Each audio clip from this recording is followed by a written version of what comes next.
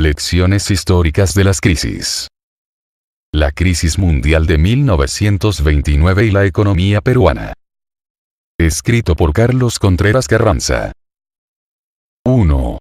Introducción. El propósito de este texto es revisar, sobre la base de la bibliografía y la información estadística disponible, el impacto que las grandes crisis económicas internacionales tuvieron sobre la vida peruana. Nos hemos centrado en la crisis de 1929, pero a modo de antecedente reseñamos también las crisis de 1873 y 1893, que fueron muy importantes en la configuración del Estado en el Perú y su manera de relacionarse con la economía. Así como en la vida de las personas, también en las sociedades las crisis suelen ser una oportunidad para cambiar internamente las cosas, y reorientar el rumbo hasta entonces seguido. En cierta medida ello sucedió con ocasión de las crisis que aquí tratamos, aunque el cambio no fue siempre en la dirección deseable. La economía peruana ha sido definida corrientemente, como pequeña y abierta. Tales características configurarían un escenario propicio para hacer del país, una criatura fuertemente expuesta a los vaivenes del comercio mundial, y sobre todo, a sus cíclicas depresiones. Lo de pequeña no tiene mucha vuelta que darle. Aunque entre los 2 centenares de países registrados por el Banco Mundial, el Perú ocupa el puesto número 20 en cuanto a extensión territorial, y el número 40 en cuanto a tamaño demográfico, retrocede hasta el puesto 54 en lo que respecta a la magnitud de su Producto Bruto Interno. Para el año 2008 este representaba solamente 2 milésimas del total mundial. No obstante, en algunos casos, notables sobre todo en el siglo XIX, la economía peruana llegó a detentar posiciones monopólicas, o cuasi monopólicas, sobre algunos productos importantes para el devenir de la economía del planeta, como fueron los fertilizantes naturales. Lo de abierta puede ser más discutible, puesto que durante algunos lapsos de su historia como nación independiente, el país ha estado guarnecido del mundo, ya por la distancia y el consiguiente costo del transporte, ya por elevados gravámenes fiscales impuestos al comercio, o simplemente por el caos político interno, que alejaba a potenciales inversionistas y comerciantes del exterior. Sin embargo, es cierto que un país como el Perú, cuya economía se organizó desde el siglo XVI, como una proveedora de recursos naturales para el mundo desarrollado, no podía darse el lujo de marchar aislado de la economía mundial.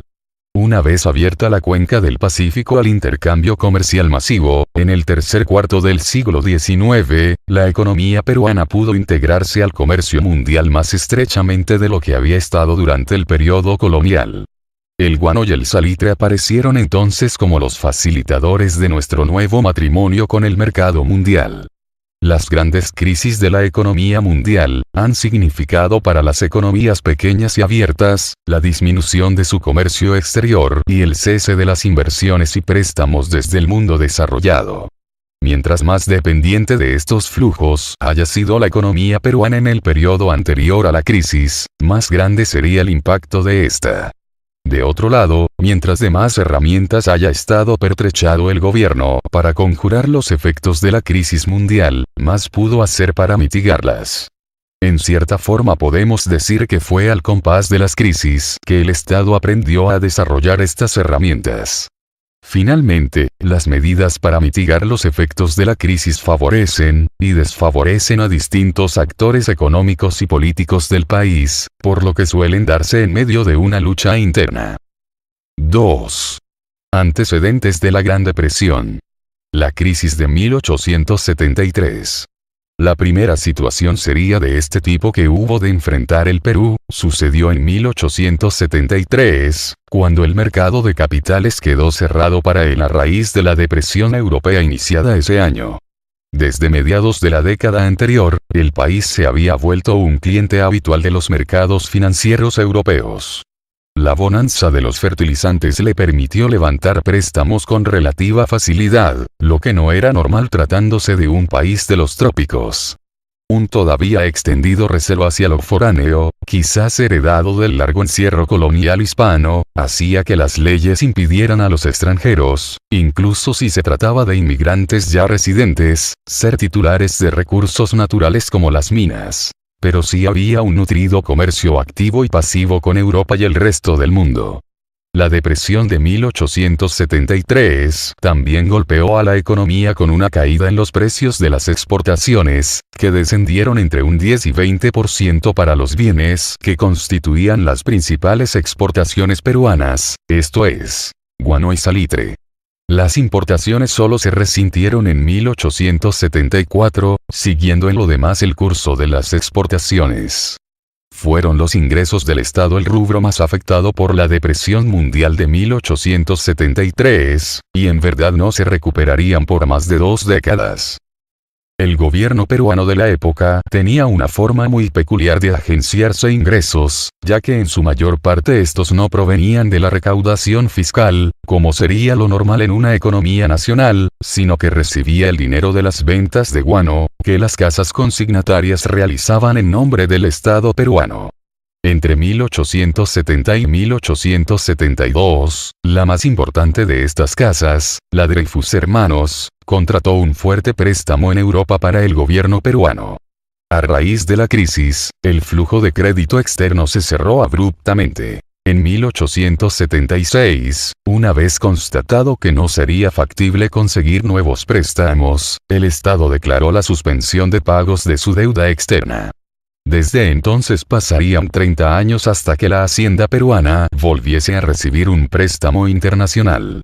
El dinero del endeudamiento externo había venido siendo usado principalmente para la obra de los ferrocarriles, que debieron quedar suspendidos desde 1876, cuando una sola de las 8 líneas proyectadas había sido concluida. Entre 1874 y 1876, el gobierno recurrió al crédito interno, obligando a los bancos locales a prestarle dinero como condición para que pudieran seguir emitiendo billetes, que era su forma corriente de operación. Como esta medida fue acompañada por la declaración de inconvertibilidad de estos billetes, que eran la masa monetaria en circulación más importante de la economía, la moneda se devaluó y se elevaron los precios. La falta de un índice de precios para los años de 1870 nos ha impedido ofrecer los valores deflatados, pero aproximadamente podemos señalar que a partir de 1876, dichas cifras deberían rebajarse en un 30%. Entre 1874 y 1877 hubo convulsiones políticas en el país, contra los gobiernos de Pardo y Prado, denunciados como la argolla civilista en el poder. Ocurrieron sobre todo en la zona sur, y han sido poco investigadas todavía, pero pudieron tener entre sus resortes la desocupación provocada por la interrupción de los trabajos ferroviarios, el corte en el suministro de fondos fiscales desde Lima hacia el interior, con el que se contentaba la clientela del gobierno de turno, y el encarecimiento de los precios. En el largo plazo, la consecuencia más importante de la depresión de 1873 fue la Guerra del Salitre, que estalló en abril de 1879 entre la Alianza Peruano-Boliviana y Chile. La estatización de las exportaciones de salitre, y la posterior estatización de las empresas productoras de salitre, fueron medidas con las que el Estado intentó mejorar sus ingresos. Esta política de control y aprovechamiento fiscal del salitre, terminó colisionando con los deseos paralelos de los gobiernos chileno y boliviano, quienes agobiados por la misma crisis mundial, también miraban hacia los yacimientos, ubicados precisamente en la frontera entre las tres naciones, con angurria y esperanza. Perdida la guerra por la alianza peruano-boliviana, los indicadores mostrados en el cuadro 1 empeoraron dramáticamente. Después de la guerra, hacia finales de la década de 1880, las exportaciones peruanas medidas en libras esterlinas, eran aproximadamente la mitad de las del año 1870, y el nivel de los ingresos del Estado, ahora sí reducidos a entradas de naturaleza tributaria, había caído más o menos a una sexta parte. Los nuevos niveles eran apenas un poco superiores, en cifras nominales, a los de los años siguientes a la independencia, y en términos per cápita eran sin duda menores. La crisis había implicado así un retroceso de más de 50 años. Si el Estado pudo sobrevivir fue porque la mitad de los ingresos se destinaba antes al servicio de la deuda, y una buena parte del resto se consumía en pensiones de gracia, generosos montepíos y sinecuras, de modo que su suspensión no venía a desatender servicios públicos esenciales. Para resolver la deuda externa impaga, en 1889 el Estado debió ceder a los acreedores, después de una larga y tensa negociación consagrada en el contrato Grace, los inconclusos ferrocarriles y grandes lotes de tierra agrícola en la selva central. En su desesperación fiscal, el gobierno de la posguerra intentó, más que pudo, restaurar la contribución indígena que había pagado la clase campesina hasta la Revolución de 1854. Lo hizo bajo la figura de una capitación universal, llamada la contribución personal, que deberían pagar también los habitantes urbanos, y la población masculina en general, aunque no fuesen de la raza indígena. Acompañó esta restauración con la implantación de un régimen de descentralización fiscal, que implicaba que cada departamento del país realizase los gastos públicos en su jurisdicción, a partir de los impuestos que en él recaudasen. El Tesoro Central se quedaba básicamente con los ingresos de las aduanas para hacerse cargo de los gastos comunes, que se habían limitado a un mínimo. Sin embargo, después de 1895, una vez reconstruida la economía de exportación, se volvió a un esquema centralista, y se abolió la contribución personal. Otra víctima de la crisis fueron los bancos. Con la salvedad de un par, que poco después se fusionaron, los demás habían desaparecido. Los billetes emitidos por los bancos, y ya durante los años de la guerra, por el propio gobierno, se devaluaron ferozmente, y después de la guerra se cambiaban a una tasa de 15 soles billete por un sol de plata. En este punto fueron desconocidos por el propio Estado, produciéndose con su repudio la desaparición de los ahorros de muchas familias. Las consecuencias sociales y políticas de la guerra fueron también graves, produciéndose importantes cambios en la composición social del país, y en el esquema de funcionamiento del Estado. La crisis de 1873 dejó varias lecciones para el país. La primera. La necesidad de montar un esquema de ingresos fiscales más diversificado, y menos dependiente del crédito internacional y los estancos sobre los recursos naturales, que funcionaban como la garantía para dichos créditos. Era fundamental contar con el crédito interno, como un canal de ingresos que pudiese estabilizar las finanzas del gobierno en situaciones de emergencia. Para ello eran importantes los impuestos de origen interno, los bancos y la bolsa de valores, que en el ciclo económico siguiente pasaron a ser entidades apoyadas y promovidas por el Estado. 3. La crisis de 1893.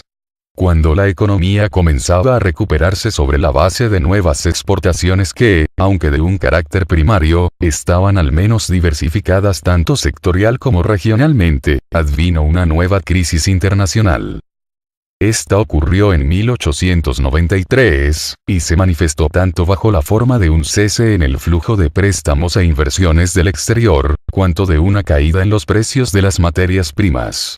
Lo primero no nos afectaba casi nada, porque aunque acabábamos de arreglar la deuda externa pendiente desde antes de la guerra, aún no éramos sujeto de crédito internacional, y habíamos discurrido ya 20 años sin él. Tampoco llegaba por esos años una importante inversión extranjera, aunque había comenzado a asomar algún interés por la minería del oro entre las empresas británicas y norteamericanas, a raíz de la progresiva y constante elevación de su precio en las últimas décadas. Lo que tuvo un mayor efecto fue la baja de los precios del azúcar, el algodón y los metales. A inicios de la década de 1890 las exportaciones, que aún no habían recuperado el nivel de antes de la guerra, estaban dominadas principalmente por el azúcar y la plata, siguiendo en importancia las lanas, el caucho y el algodón. Todos estos productos, menos el caucho, sufrieron severas caídas de precio a partir de 1893, o incluso desde antes. El caso menos grave fue el de la lana, pero en el caso de la plata y el azúcar el descenso fue sensible e irreversible por muchos años. Para 1894, la plata y el algodón habían perdido un 40 y un 36% de su valor respecto de 1890, mientras el azúcar y las lanas, un 13 y 17%, respectivamente. El caucho tenía en cambio un precio ascendente, pero era el producto cuya economía se relacionaba menos con la del resto del país, aunque sí creó un boom comercial en el oriente, donde llegó a dar a luz a toda una ciudad, como fue el puerto fluvial de Iquitos. Entre 1892 y 1894, año este último que coincidió con una pésima campaña agrícola, debido a fenómenos naturales, las exportaciones cayeron a menos de la mitad. El nivel de 1892 en cuanto a valor de las exportaciones no se recuperó hasta 5 años más tarde. Las importaciones se resintieron en una magnitud parecida, y la recuperación del nivel de 1892 tuvo que esperar hasta 1900. Una diferencia con la crisis anterior es que en los años de 1870, las exportaciones pertenecían al gobierno, aunque fueran compañías particulares las que en su nombre extraían los recursos naturales y los comercializaban. Mientras en los años de 1890 las exportaciones eran de los particulares. La caída de las exportaciones, así como el descenso del precio internacional de la plata, que era el soporte monetario de la nueva masa circulante en el país después de la guerra del salitre, llevaron a la devaluación de la moneda. De un tipo de cambio de 6 soles y medio por libra esterlina, en los inicios de los años 90, se pasó a uno de 10 soles a partir de 1895. Thorpe y Bertram detectaron en los años de 1890 un impulso industrial en la economía peruana, como secuela de la crisis internacional.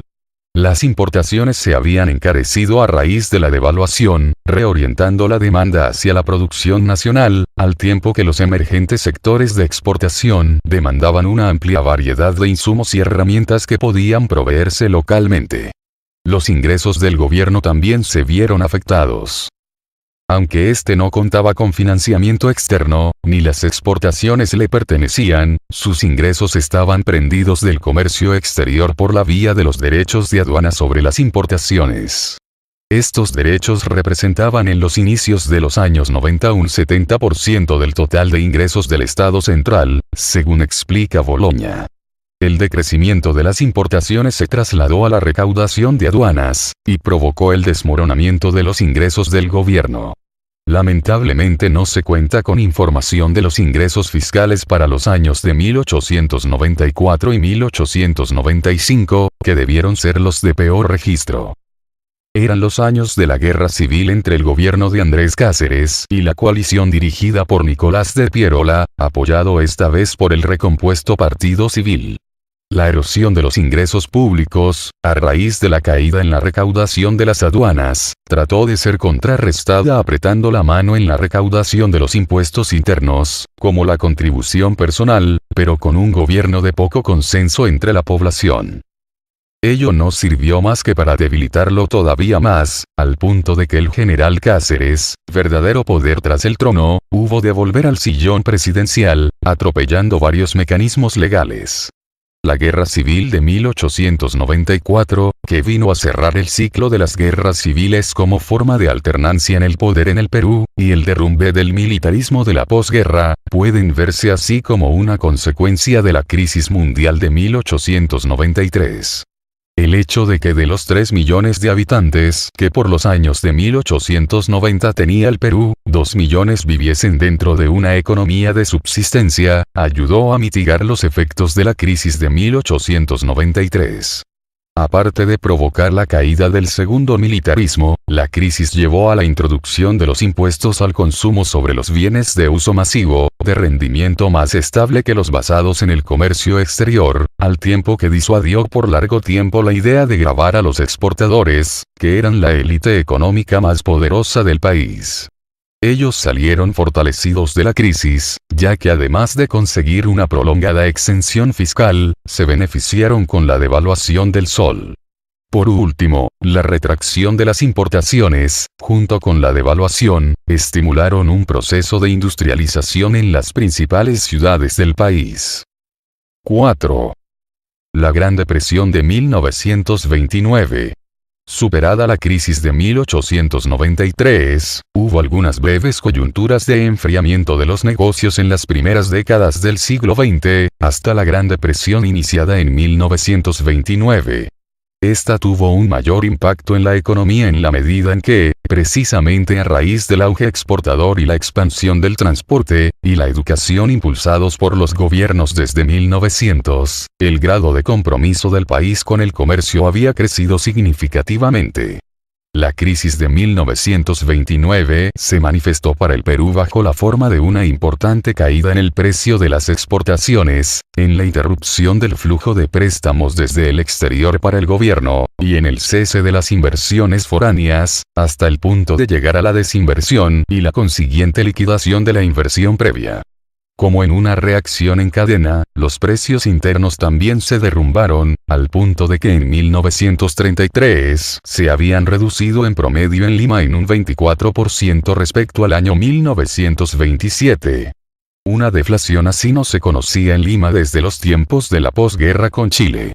La caída del prolongado régimen de Augusto Leguía fue por lo menos precipitada por la crisis mundial. Esta también produjo la quiebra del Banco del Perú y Londres, que era el más antiguo de los que existían entonces en el Perú, y el que contaba con el mayor número de oficinas en el país. El elemento más impresionante de la recuperación de la economía peruana en el periodo corrido desde la paz de Ancón, había sido el crecimiento del sector exportador. En libras peruanas, las exportaciones crecieron de un promedio anual de 2 millones en 1890, a uno de 29 millones en el trienio 1927-1929. Bruno Seminario y Arlet Beltrán llegaron a una cifra similar, cuando calcularon un crecimiento de las exportaciones de 14 veces entre 1896 y 1929. Un ritmo de incremento que superó largamente al de la población y al del resto de la economía. Siguiendo los cálculos de estos autores, el peso de las exportaciones dentro del Producto Bruto Interno peruano pasó del 12,4% en 1896, al 27,9% en 1929. La crisis del 29 provocó un derrumbe de los precios de casi todas las materias primas, salvo el oro, en el comercio mundial. Entre los productos cuyo precio se vio más castigado, figuraron los mineros, como el cobre y la plata, que tenían un lugar importante en el comercio exterior peruano. También afectaron al azúcar y el algodón, que eran otras importantes exportaciones. En el año 1933 los precios comenzaron a recuperarse, pero al cerrar la década en ningún caso habían regresado al nivel de 1929. Para 1932 las exportaciones se habían contraído tanto en valor como en volumen, representando entonces solamente un 28 y un 75% respectivamente del nivel de 1929. Aunque para 1933 ya se había recuperado el volumen de exportaciones de antes de la crisis, recuperar su valor tardaría muchos años más. En la historiografía sobre los efectos de la crisis mundial de 1929 en la economía peruana, predomina la tesis de que el golpe fue contundente pero breve. A pesar de la gravedad de la depresión para el Perú, esta fue de corta duración, dicen por ejemplo Rosemar y Torp y Carlos Londoño. Por su parte, Víctor Bulmer Thomas cita al Perú entre los países latinoamericanos de recuperación rápida tras la crisis mundial. El cuadro 5 nos deja, sin embargo, otra impresión. Solo en términos de soles corrientes podemos decir que el nivel de las exportaciones, por ejemplo, había retornado en 1936 a los niveles anteriores al crack. Valorizadas en dólares estadounidenses, las exportaciones no se recuperaron hasta terminada la Segunda Guerra Mundial, y sería recién a partir de 1950 que esta recuperación se vio consolidada.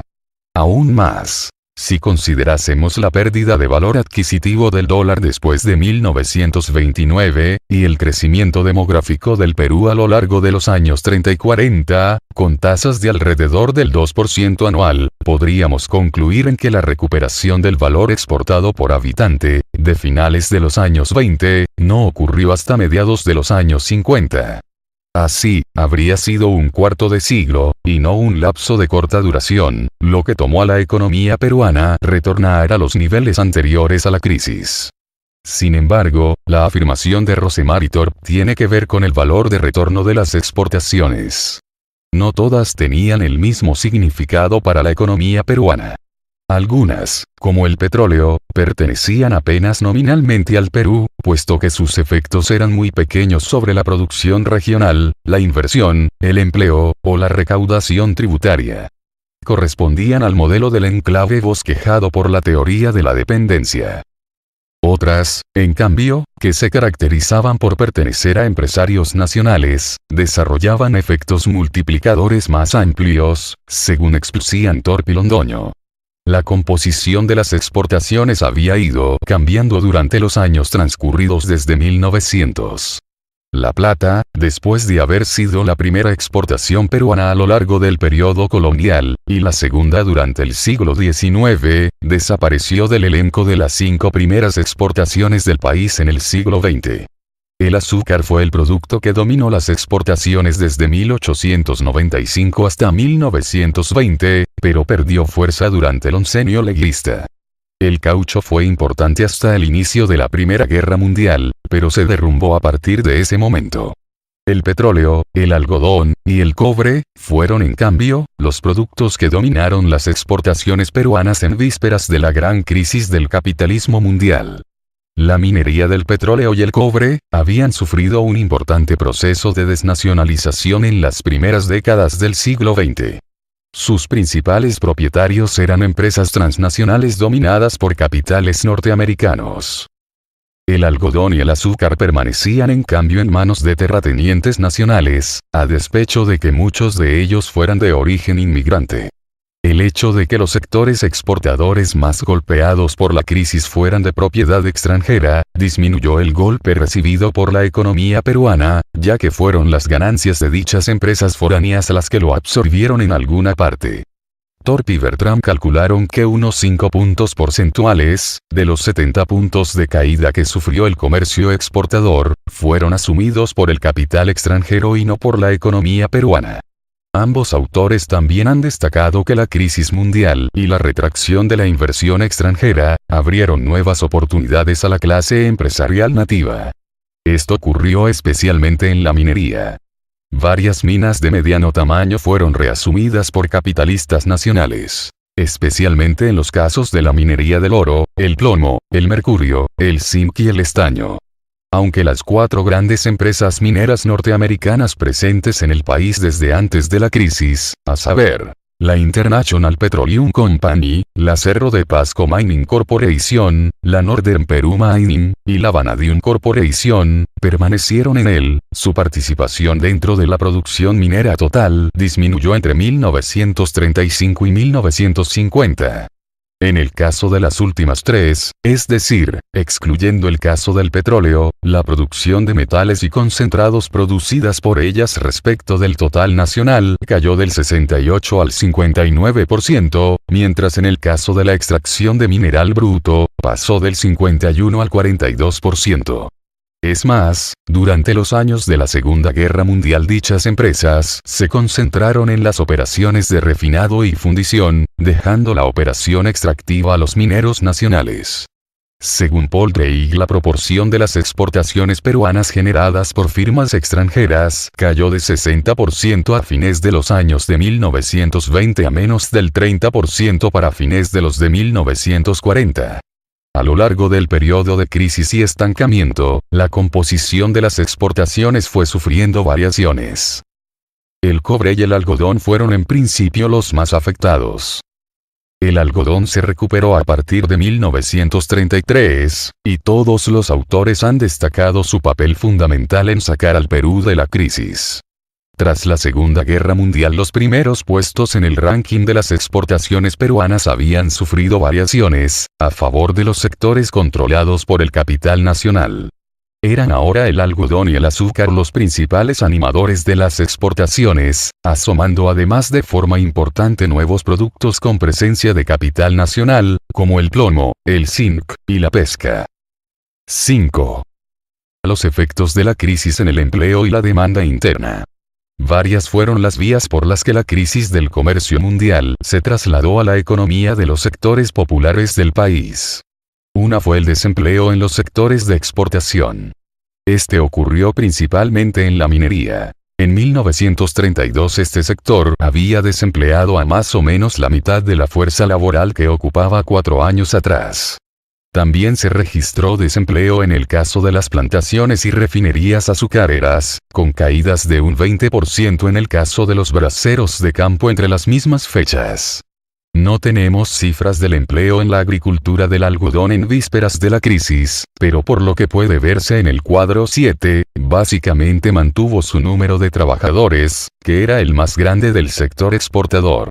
A partir de 1933 lo incrementó rápidamente, hasta el punto que en 1936 más que duplicaba la cantidad de hombres empleados. Algodón y azúcar eran cultivos producidos en la región de la costa por grandes haciendas, o en el caso del algodón, también medianos propietarios que vendían su cosecha a los grandes establecimientos, que contaban con máquinas desmotadoras. La población de los departamentos serranos aledaños solía bajar a trabajar estacionalmente a las plantaciones costeras, siguiendo el método del enganche, lo que creaba un vínculo entre la economía de exportación y las economías campesinas del interior. Mientras la agricultura azucarera operaba bajo un modelo de plantación, en el que predominaba una numerosa mano de obra de baja calificación y baja remuneración, en la del algodón funcionaba el modelo de colonato, mediante el cual el propietario encargaba a una familia campesina el cultivo y cuidado de una parcela. Esta familia solía contratar, al menos eventualmente, el trabajo adicional de peones o jornaleros. Este sistema permitía una más amplia redistribución de las ganancias. El geógrafo italiano Antonello Gervi, que preparó algunas obras sobre la realidad peruana con ocasión del cincuentenario de la fundación del Banco Italiano, en 1939, reseñó que la mitad de la población de la costa del país vivía del algodón. La producción minera, en cambio, se localizaba en la sierra. Las unidades productivas eran sobre todo grandes empresas, aunque también existían otras de todo tamaño, que vendían a las grandes su producción, al no contar con un sistema propio de concentración o refinación de los minerales. La mano de obra era tanto fija como estacional. Esta última predominaba sobre todo en las pequeñas empresas. El proceso de proletarización en el sector de exportación del país era relativamente reciente. Había comenzado hacia 1900, predominando hasta los años 20 una estructura en la cual aún coexistían trabajadores estables y asalariados, con una masa de operarios eventuales y estacionales que mantenían la mayor parte de su economía dentro de la órbita campesina. Con ocasión de la crisis de 1893, se pudo contar con que la mayor parte de los trabajadores del sector exportador tenían la opción de retornar a su economía campesina de procedencia, así como con el hecho de que su remuneración no consistía principalmente en monedas de validez internacional, sino en víveres abastecidos por la misma unidad productiva y en monedas negras, que solamente tenían validez en el circuito local. Si este patrón hubiese mantenido su curso hasta los años 30, el desempleo en el sector exportador hubiera podido ser resuelto o, al menos amortiguado. Sin embargo, la difusión de las escuelas y, con ellas, de normas de higiene y salubridad occidentales, desde los inicios del siglo XX, hizo que el retorno a la condición campesina no fuese para todos los desempleados una opción válida o aceptable. Por lo general, las unidades productivas de exportación se ubicaban cerca de villas o pequeñas ciudades, a las que no pocas veces ellas habían dado vida. Esto facilitaba la urbanización de la masa laboral y, en tal sentido, su proletarización. La región serrana venía ya dando señales de agotamiento de tierras de cultivo, lo que se manifestaba en la restauración de los andenes que habían permanecido por siglos abandonados, según explica Ferrero. Los pueblos campesinos de la región habían comenzado por ello a expulsar población, de modo que carecían de capacidad para reabsorber a los desempleados por la crisis. Estos prefirieron emigrar a las grandes ciudades de la costa, donde desde 1931 el gobierno instaló restaurantes populares y juntas pro desocupados, que tenían la función de dar empleos temporales, en trabajos vinculados a la construcción de carreteras y el saneamiento, y ornato urbano. De otro lado, la unificación monetaria emprendida en el país desde los años finales del siglo XIX, había ido avanzando. A partir de 1897 se había adoptado el patrón oro, creando la libra peruana de oro como signo monetario nacional, con un valor equivalente a 10 soles, acuñados en monedas de plata. Los billetes fiscales fueron desapareciendo, en la medida que el gobierno introdujo los impuestos al consumo de bienes de uso masivo, que debían pagarse en la única moneda nacional reconocida. La dualidad monetaria, que consistía en vender al exterior a cambio de moneda fuerte, y pagar a la mano de obra y los proveedores locales con moneda débil, con que los exportadores habían podido salir de la crisis de 1893, no podía repetirse. El gobierno de Sánchez Cerro, que derrocó a Leguía en agosto de 1930, prohibió la reducción de salarios y los despidos mediante decreto del 17 de octubre del mismo año. Un nuevo intento de recortar los salarios de los trabajadores públicos provocó la caída del ministro de Hacienda, Manuel Olaechea, en enero de 1931, según cuenta Basadre. La serie de salarios reales que reconstruyó Shein Hunt muestra que los salarios en el sector de exportación no sufrieron merma durante los años de la crisis, salvo en el caso del algodón. De acuerdo a Edwin Kemmerer, un observador de la crisis en tiempo real, los salarios habían subido en varias naciones latinoamericanas desde los años 20, como efecto de las ambiciosas obras públicas emprendidas en esa década, produciéndose durante la depresión un efecto retén, que había impedido su ajuste hacia abajo. El desempleo también ocurrió por la suspensión de dichas obras públicas que, con financiamiento externo, habían venido haciéndose en los años previos a la crisis. La contracción de las exportaciones fue acompañada, de forma incluso amplificada, por la del comercio pasivo, expresando la pérdida de la capacidad importadora de la economía y el empobrecimiento del sector comercial del país. La reducción de las importaciones implicó la disminución de la actividad del transporte y la del comercio mayorista y minorista. Para 1932 las importaciones se habían reducido al 21%, y no retornaron, en dólares corrientes, a los niveles de 1929 hasta los años de la Segunda Guerra Mundial, y si tomáramos en cuenta el crecimiento demográfico y la devaluación del dólar, hasta después de ella. Es interesante comprobar que el volumen de las importaciones no cayó tanto como su valor, lo que indica que los precios de los bienes importados también disminuyeron, aunque menos que el valor de las exportaciones, con la consiguiente pérdida de los términos de intercambio. 6. La reacción de la política económica. La opinión de los principales estudiosos de la política económica del gobierno durante la Gran Depresión no es uniforme. Rosemary Short juzgó que dicha reacción fue pasiva. Perú reaccionó más que accionó, y dejó esencialmente que la recuperación viniera por cuenta propia, vía los precios internacionales. Una consecuencia de ello habría sido que la reorientación de la economía peruana en los años que siguieron a la depresión fuese mínima, en comparación con la de otros países latinoamericanos. Entre los años 20 y 30 hubo más continuidad que ruptura. Paulo Drinot consideró que los principales efectos de la crisis sobre la política peruana no fueron de tipo económico, antes en cambio de orden social y político. El Estado peruano fue estimulado a desarrollar políticas sociales, hackeado de un lado por el desempleo provocado por la crisis internacional, y por otro, por los nuevos partidos no oligárquicos, como el APRA y el comunista.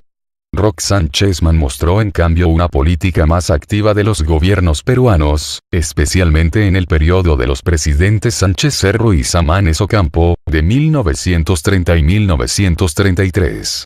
Consideró que la crisis se vio amplificada en el Perú por la política financiera de exagerado crecimiento del gasto público del gobierno de Leguía. Con el crack se cortaron los créditos al gobierno, lo que añadió más leña al fuego de la crisis. Para la recuperación concluyó que un punto importante fue el conflicto entre las recomendaciones ortodoxas de la misión Kemmerer y las demandas por devaluación, expansión monetaria y suspensión del pago de la deuda externa que reclamaban varios actores de la escena nacional. Habría sido el triunfo de esta última postura el factor que alivió los efectos de la crisis internacional y mejoró las posibilidades de reactivación a partir de 1933, según Chessman. Los ingresos del gobierno fueron sin duda una de las grandes víctimas de la depresión iniciada en 1929. Durante el régimen del oncenio el déficit fiscal creado por el gasto en obras de irrigación, caminos y el embellecimiento de Lima fue resuelto con endeudamiento externo. Ese fue el canal que desapareció rápidamente con la crisis mundial. Consecuentemente, el gobierno decidió la suspensión del servicio de la deuda externa en abril de 1931. Pero también se erosionaron los ingresos fiscales. Medidos en dólares, estos cayeron de 56 a 19 millones de dólares entre 1929 y 1932. Es decir, se redujeron a una tercera parte. Sin embargo, tratándose de ingresos tributarios destinados a ser gastados internamente, lo correcto es tomar en cuenta el índice de precios local, lo que disminuiría la caída de estos ingresos a solamente un 29%, de 140 a 105 millones de soles. Recién en 1946 se conseguiría recuperar el nivel de los ingresos públicos de antes de la depresión, medidos en dólares estadounidenses. Aunque varios años antes, ya para 1938, ajustados al poder de compra de la moneda local. Lo importante, sin embargo, es que para entonces la estructura de los ingresos había cambiado, puesto que descansaban casi exclusivamente en los ingresos tributarios previstos en el presupuesto. Una consecuencia de la crisis fue reducir la dependencia del crédito externo para las finanzas públicas. Ello se consiguió sobre la base de extender la tributación de tipo directo, que prácticamente había desaparecido en el Perú, desde que se abolió la contribución indígena en el siglo XIX. En efecto, los ingresos tributarios hasta 1929, descansaban mayoritariamente en los impuestos indirectos, derechos de aduana e impuestos al consumo. Los impuestos directos consistían en los derechos de exportación, y en un recién implantado impuesto a la renta en 1927. Para el primer lustro de los años 50, en cambio, los derechos de exportación, más los impuestos a las utilidades y al ingreso personal, virtualmente igualaban en importancia a los impuestos indirectos. Los derechos de exportación funcionaban en la práctica como un impuesto a las ganancias, puesto que se descontaban del impuesto a las utilidades que al finalizar el año debía pagar el contribuyente. El gasto del gobierno también implicó una fuerte contracción. En términos reales se redujo de 205 a 114 millones de soles. Esto es, de forma aún más dramática que los ingresos. Mientras estos cayeron al 64% del nivel de 1929, aquellos lo hicieron hasta el 56%. Entre los años 1933 y 1934 se desarrolló una política expansiva de gasto, con egresos de 23 y 33% por encima de los ingresos. Eso detuvo la caída de los precios. La composición del gasto público no sufrió grandes cambios con la crisis. La mayor novedad fue la suspensión del servicio de la deuda externa, en marzo de 1931, como respuesta al cierre de créditos desde el exterior, alineándose así el Perú con lo que fue una corriente general en América Latina.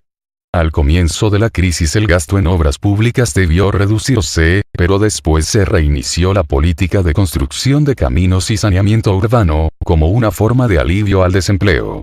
El gasto en Hacienda disminuyó a raíz de la suspensión de pagos de la deuda externa, que no se reiniciaría hasta 1946. Los aprestos para la guerra con Colombia en 1933, y la represión y virtual guerra civil contra el APRA en 1932, elevaron el gasto en defensa y orden interno. No se aprecia, en cambio, una elevación en el rubro social, como había postulado Drinot. La política cambiaría fue el terreno más álgido del debate sobre la política económica a partir de 1930. En él se enfrentaron los intereses de los exportadores, que pugnaban por la devaluación del sol, y el resto de agentes económicos, como por ejemplo los comerciantes agrupados en la Cámara de Comercio de Lima, a quienes no les convenía un dólar caro. En varias otras naciones latinoamericanas la crisis del 29 fue una ocasión para montar regímenes de control cambiario, que de paso permitían al gobierno una nueva vía de ingresos. En el Perú no llegaron a implementarse medidas de control, pero la existencia de un banco central desde 1922, y con funciones reforzadas a partir de la misión Kemmerer, en 1931, permitió al gobierno intervenir activamente en el establecimiento del tipo de cambio. En 1930, todavía con Leguía en el poder, se abandonó la libra peruana como unidad monetaria, símbolo de los años de estabilidad de la oligarquía exportadora, retornando al sol, ya no de plata, sino de oro. Este tenía, sin embargo, menor peso, por lo cual el cambio de la moneda nacional vino en paquete con una devaluación que deslizó el cambio desde los 2,50 soles por dólar, vigente en 1929, hasta los 3,27 en diciembre del año siguiente. Aunque el gobierno de Sánchez Cerro retiró algunas cargas fiscales sobre la agricultura de exportación, los costos de los exportadores no podían disminuir al mismo ritmo que los precios internacionales. La quiebra del Banco del Perú y Londres en 1930 había empeorado las posibilidades de crédito, sobre todo para este sector, que había recibido préstamos de dicho banco, y por lo mismo, había provocado su desaparición al incumplir con los pagos.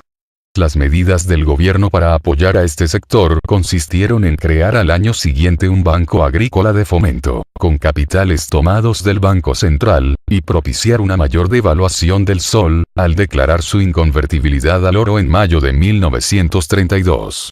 Producido este hecho, el sol cayó hasta los 5,83 soles por dólar en diciembre del mismo año, aunque en los años siguientes se recuperó hasta ubicarse en torno a los 4 soles por dólar. El nivel de precios interno padecía la recesión de la demanda interna ocasionada por la crisis, y no aumentó con el ritmo de la devaluación, permitiendo a los exportadores ampliar la brecha entre sus costos y sus ventas. El cuadro 14 nos muestra que en verdad los costos internos bajaron entre 1927 y 1933 alrededor de una cuarta parte, mientras el cambio que los exportadores recibían por sus ventas mejoró en el mismo lapso casi al doble.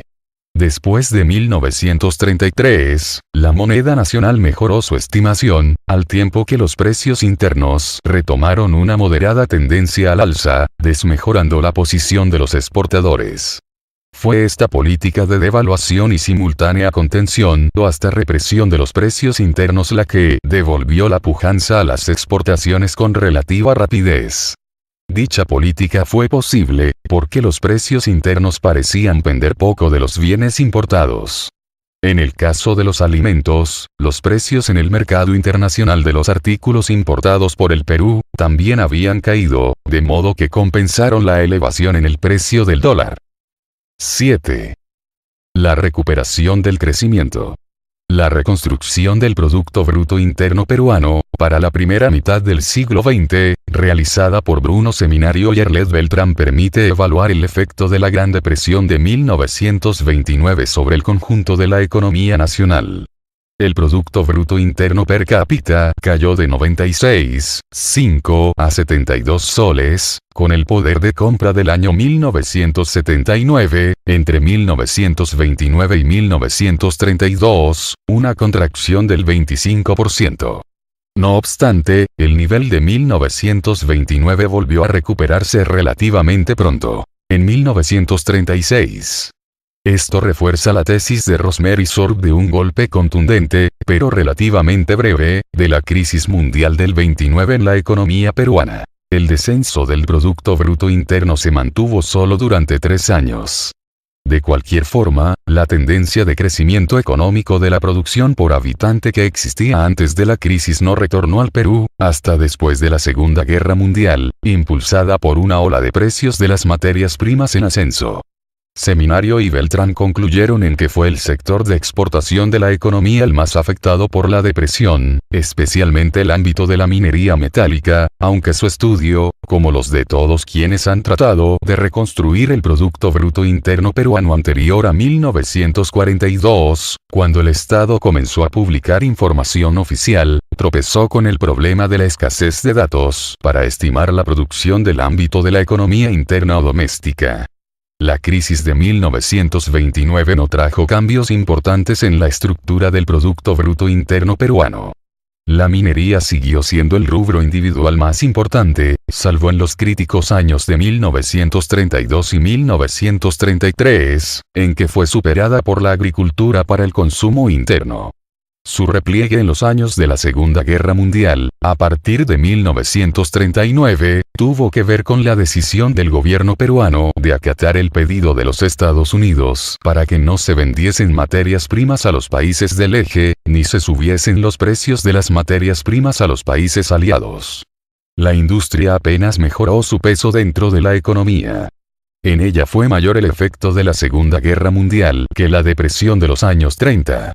Los sectores extractivos de la economía, apenas habían perdido un punto porcentual dentro del Producto Bruto Interno total entre 1929 y 1937. 1939, la agricultura para el mercado interno había ganado un punto y la industria, 3 décimas. Ello fue una clara diferencia con lo sucedido con naciones latinoamericanas como Argentina, Brasil y México, que dieron durante los años 30 un salto cualitativo en el proceso de industrialización, e incluso con naciones de tamaño demográfico más similar al Perú, como Colombia y Chile, según Bulmer Thomas. 8. Reflexión final. En conclusión, la crisis de 1929 trajo una severa disminución de las exportaciones y los ingresos fiscales. En ninguno de ellos se consiguió retornar a los valores en dólares por habitante anteriores a los años 50. Sin embargo, el hecho de que la mitad de las exportaciones fuese propiedad de empresas extranjeras, y consistiese en bienes primarios que no generaban muchos efectos multiplicadores en la economía local, atenuó el golpe transmitido al resto de la economía. De otro lado, la devaluación del sol administrada por un repotenciado Banco Central de Reserva, permitió tanto a los exportadores como al Estado minimizar y manejar la depresión. El cambio más importante que se introdujo en la política económica ocurrió en el aspecto tributario, impulsándose una dosis de progresividad que no había existido en las primeras décadas del siglo XX. Llegó a su fin el reino perfecto de la oligarquía, en que ésta podía gobernar sin rivales a la vista, y exportar y acumular ganancias sin tener que tributar. El clima de la crisis permitió al gobierno introducir nuevas herramientas de control de la actividad económica interna, como la Superintendencia de Banca y Seguros, y el Banco Central de Reserva.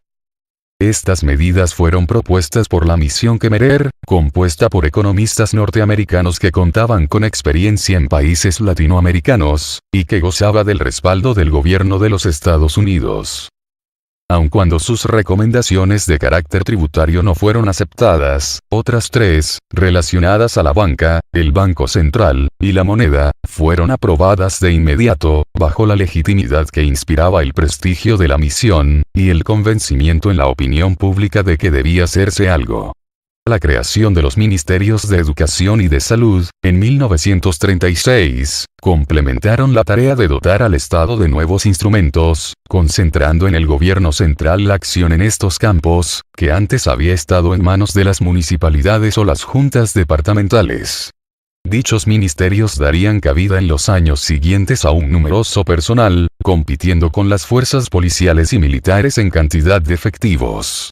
La capacidad del gobierno para influir en el nivel del salario creció, a lo que se sumó la creación de la banca de fomento, ya que a la fundación del Banco Agrícola le siguieron en los años siguientes la del Banco Industrial, 1936, y el Banco Minero, 1941. La crisis difundió la idea de que el gobierno debía tener tanto una capacidad de observación como de acción sobre la economía, mayor que hasta entonces. Si la crisis de 1873 tuvo como consecuencia sacar al Estado de la economía, la de 1929 tuvo en cierta forma la consecuencia inversa. La crisis económica se vio acompañada de una crisis política, que parece haber sido la característica común a los episodios revisados en este artículo.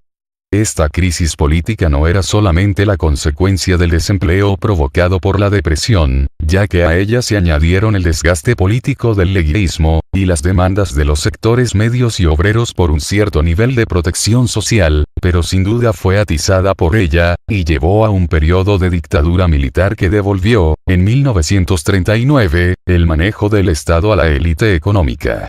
En suma, la economía peruana probó a lo largo de la segunda mitad del siglo XIX, y la primera mitad del XX, ser una víctima sensible a las grandes crisis internacionales. Tanto a través del desempleo en los sectores de exportación y aquellos a él vinculados, como a través del recorte en los ingresos del Estado, y consecuentemente en su gasto, la depresión del comercio y las finanzas mundiales se transmitieron por la economía interna. Exonerándose de tributar o consiguiendo una brusca devaluación de la moneda nacional, la élite económica, de ordinario prendida del sector exportador y sus sectores subsidiarios, maniobró para esquivar los efectos de la crisis, pero en la medida que la economía de los sectores no oligárquicos pasó a vincularse al comercio mundial, especialmente a través del consumo de alimentos importados, tales estrategias fueron cada vez más difíciles de aplicar. Una diferencia con las crisis económicas más recientes radicaría en que la proporción de la población nacional comprometida con los contratos en dólares y los créditos bancarios, siendo antes pequeña, ha pasado a ser hoy significativa. Por lo que la devaluación de la moneda nacional no es una medida a la que pueda apelarse en la misma medida. Asimismo, hoy existe un sector de exportación no primario, que no existía antes, que también es afectado por la depresión y deja en el desempleo a muchos trabajadores. En ambos sentidos podemos decir que la economía peruana está más expuesta que antes. Pero otros rasgos no han cambiado, como las exportaciones primarias bajo control extranjero, y un gobierno dependiente de los impuestos que, directa o indirectamente, dejan dichas exportaciones. Miradas bajo una perspectiva de largo plazo, las crisis originadas en las grandes depresiones del comercio mundial parecen inevitables para las economías que, como la peruana, carecen de un mercado interno suficientemente grande como para servir de base para la acumulación de riqueza. La diversificación de la producción, de modo que ésta no dependa tanto de los recursos extractivos, y el robustecimiento de dicho mercado, deberían ser así las metas de la política económica contemporánea.